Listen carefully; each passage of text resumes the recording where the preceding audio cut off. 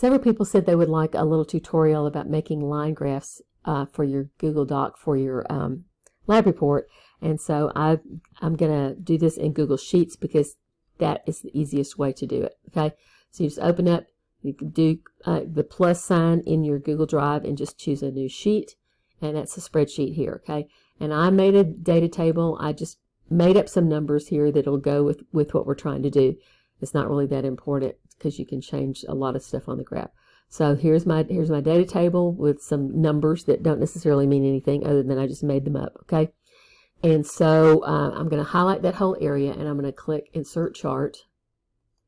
And it's going to make, first of all, a bar graph. Well, I don't want a bar graph. I want a line graph. And so I'm going to click over here in the chart editor place, and I'm going to click on the line graph.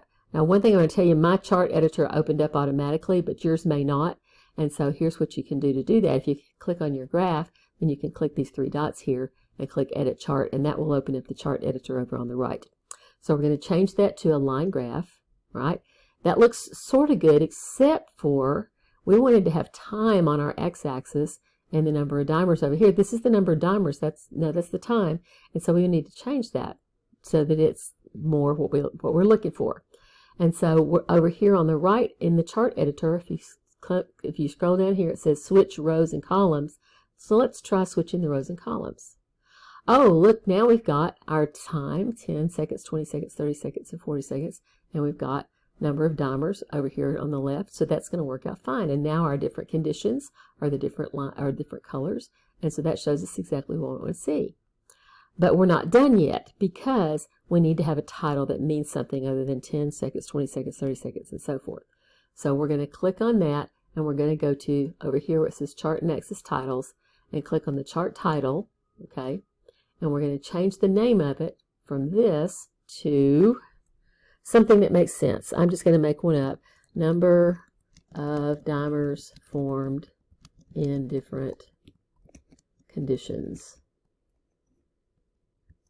Okay, and that kind of makes sense.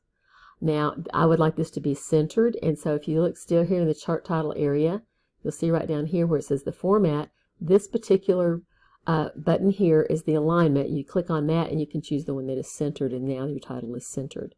If you want to make it bold print, you can do that. If you need to make it italics, any of that kind of stuff that you want to do, okay? That's personal preference kind of stuff, okay? Now, let's go back to Edit Chart. We now need to change our horizontal axis title. Instead of time condition, we would like it to be time in seconds, like that, okay?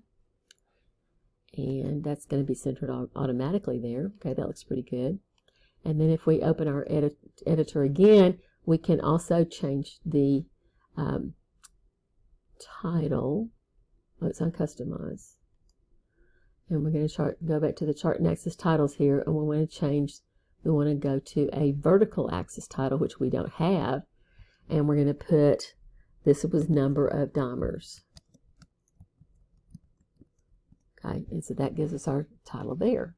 So now we have a pretty nice looking graph. It would be nice if we had a little bit more idea about what those numbers stand for.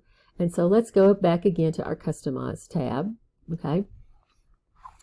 And we can set up the way the grid lines look, okay? So we've got grid lines and ticks here. On the horizontal axis, okay, we want to have the major ticks. That just shows the major times that we're looking at. That's perfectly fine, okay? And then on the vertical axis, we can change it to show some minor grid lines kind of in between. It gives us a little bit better idea about our numbers. And we could also have the major ticks there showing the numbers that we're dealing with, okay? And now it looks a little bit more like a graph, okay? You can change things like, let's see what minor ticks looks like. Now that just shows us that. We can use that. That's perfectly fine. I don't think on the horizontal axis it gives us the option to do that. Let's see. On the ticks, I don't see anything there. So it just shows the major ticks on the x-axis. All right. So that's a pretty decent looking graph. Now all you have to do is right click on that, and you can, let me take it back, I'm wrong about that. Click on the 3 dots, and then you can put copy chart. Okay, and then you can go to your Google Doc. See if I can make a Google Doc here. I don't have one got started, so I'm just going to make one here, and I'm going to type some stuff. This is my lab report, okay, and I'm going to insert it right here, so you can just click, you can right click and paste it. It'll ask you if you want to look at the spreadsheet. It doesn't matter whether you do or not. We're going to put unlinked because that's fine, and just paste it in, and so there is our nice graph. That's not very hard, doesn't take very long to do. Just play with it a little bit. You can get it to look like you want it to look. Okay? Have a good evening. Get busy with your lab reports.